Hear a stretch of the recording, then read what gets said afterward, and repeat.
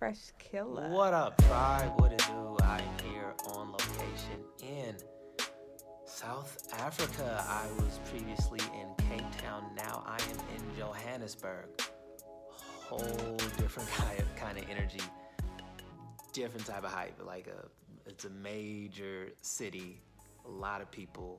It's frantic, right? But I just got back from a place called Sandton, and in Sandton, there is a place called Nelson Mandela Square, and it's next to the Michelangelo Towers.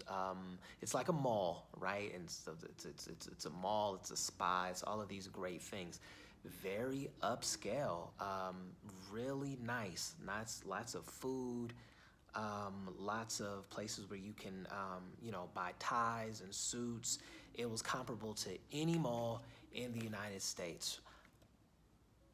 However, in the front of this mall, there's a giant statue of Mr. Nelson Mandela. And I saw it, I'd heard about it at first, and that's what brought me to the statue. I did not know that the statue was in front of this mall. And so I say, oh, that's interesting. And so I go inside of the mall, and there are other replicas of Nelson Mandela, right? Not nearly as big as the one outside, but they are of him like smiling, almost in a cartoonish type of manner, right? And it troubled me because it made me think that the image of Nelson Mandela and his likeness is being used in the same way that the image and the likeness of Dr. Martin Luther King Jr. is used in the United States. Let me explain that.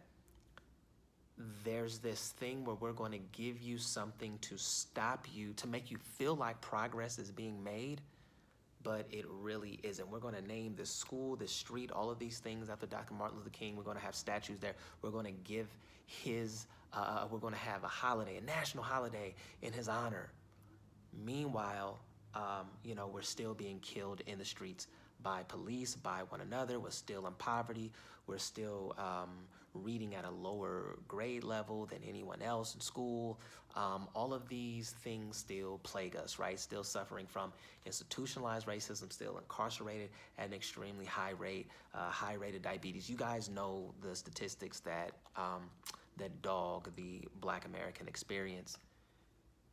And so if I can relate that to what's happening in South Africa, Nelson Mandela was supposed to be the end of apartheid, the dawning of a new day, in which he was supposed to bring equality, right, to a group of people who are the majority here. We are the majority here, Africans who had only known degradation and despair and basically being ostracized from society, okay?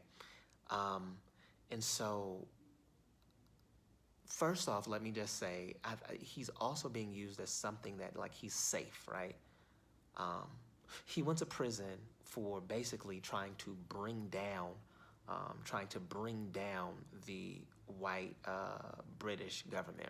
And off through violent means, the ANC had a violent wing of it.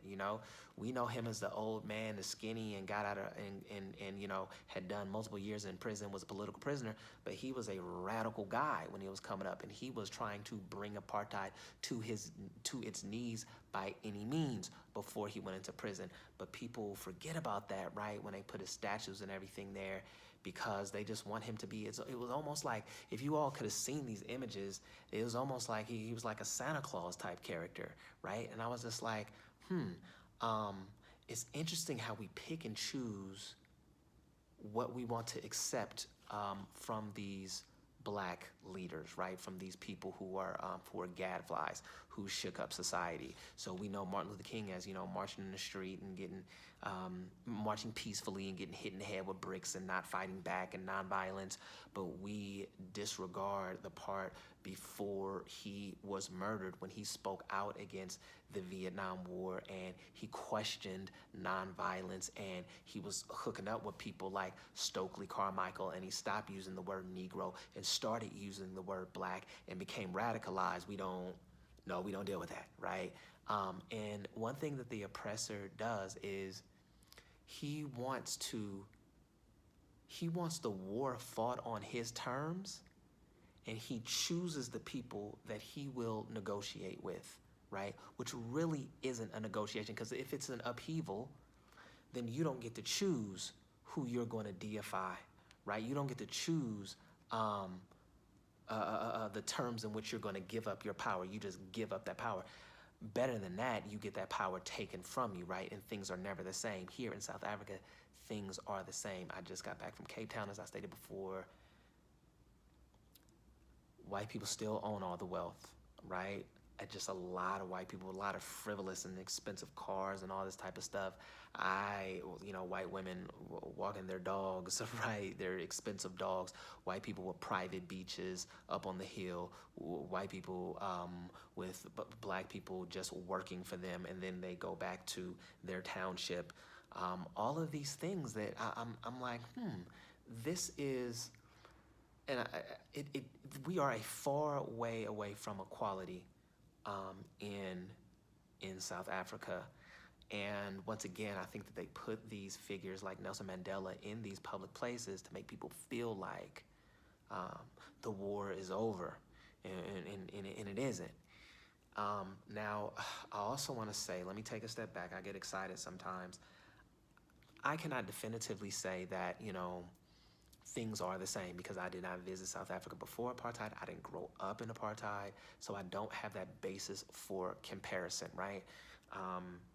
So I would imagine that a semblance of a black middle class has emerged here in South Africa at that mall. I saw a lot of black people that had, money to spend. I don't know, maybe that was not the case before apartheid officially ended, right? So I do want to point that out, but I can see with my own eyes the condition in which black people are living in here in Johannesburg, where black people are stacked up on top of each other. I'll try to get some B-roll of it. I don't know if I can, but there was this tower to the sky full of poor black people. I've seen black people stacked upon each other in Chicago. I've seen it in other places. This, to me, was unlike anything I've ever seen, right? And I saw shanty towns. I've seen shanty towns in both Johannesburg and here in Johannesburg, and also in the Cape. And I said, where are there white shanty towns? Are there white people stacked up like this and poor? Where we are a long way from equality, and I mean we in the Pan-African sense, right? Like, I'm not a South African, but I am a black person, and so my heart and my experience relates to black people all over the world. And so, yeah, here we are, and Nelson Mandela is being used to promote capitalism, to promote the consumption of goods in front of a shopping mall, where you're supposed to feel good about spending money in an economic system which you as a black person are still excluded from. So that's what's on my brain. Let me know what you all think. Go ahead and drop a comment. Please like this. And also, subscribe to the tribe. You know what it is. Peace Tribe from South Africa, and another one.